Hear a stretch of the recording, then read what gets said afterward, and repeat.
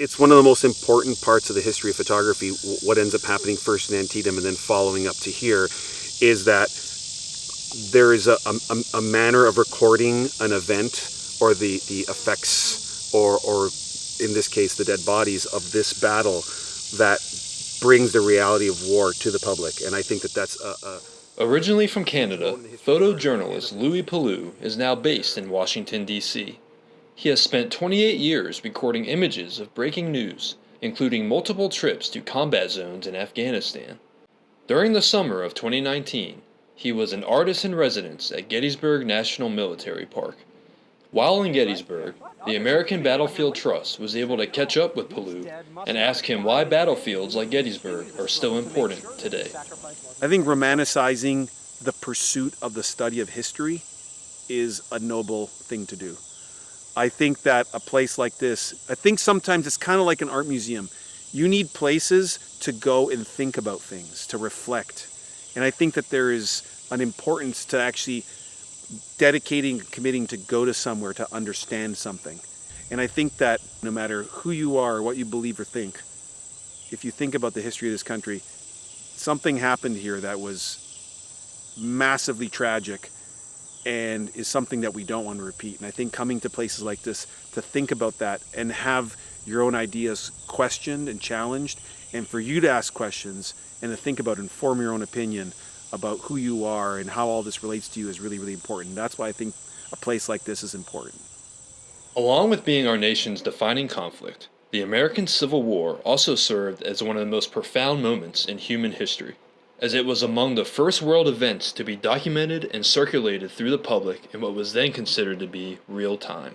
We talked with Palu about what he thinks it was like for Alexander Gardner as he photographed the aftermath of the Battle of Gettysburg in July 1863. People need to understand that the photographic process for Alexander Gardner was very complex and long. He'd have to, just getting there, you have a freaking wagon.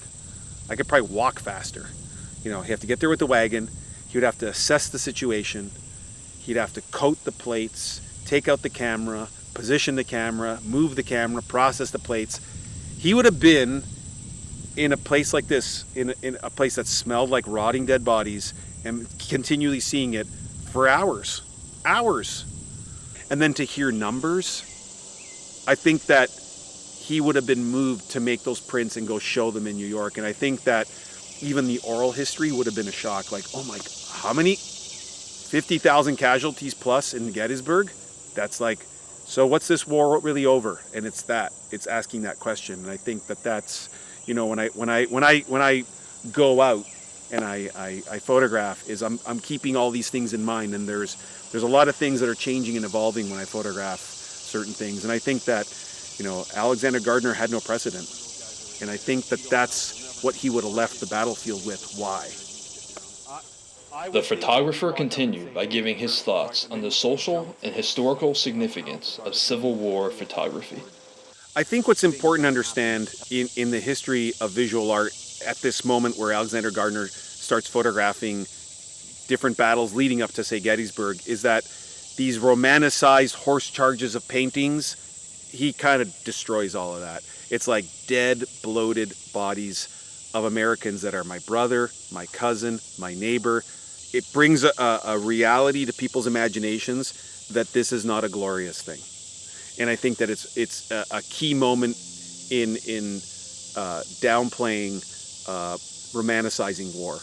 And I think that that's really important. I think what's equally important here, outside of just the dead bodies, is it expands our visual understanding of what war is and all the different layers that it is. That war is not just that moment where two armies fight and shoot at each other, that there's people die, people end up as prisoners, what happens to them? Hey, they look like us. Oh my God, that was my neighbor. We lived in Maryland together and now we're killing each other. What the hell?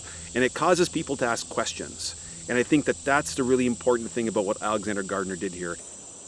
Palu closed by touching on the differences between the profession during Gardner's era versus how he operates today. Back then, there was no National Press Photography Association. There was no code of ethics for photojournalists. I think the important thing, too, is we got to consider social media. So back then, Alexander Gardner would have been a sea of anonymous people, and most people whose family members were in the photographs, most likely wouldn't have seen the photograph, especially if they were in the Confederacy, because they wouldn't have been in New York. You just couldn't go do that. I think now I need to be very, very careful, because people will be like, hey, that's my son. That's my dead son. You just put all over the internet. You know, that's my dead daughter. You know, that's me grieving over my dead family member.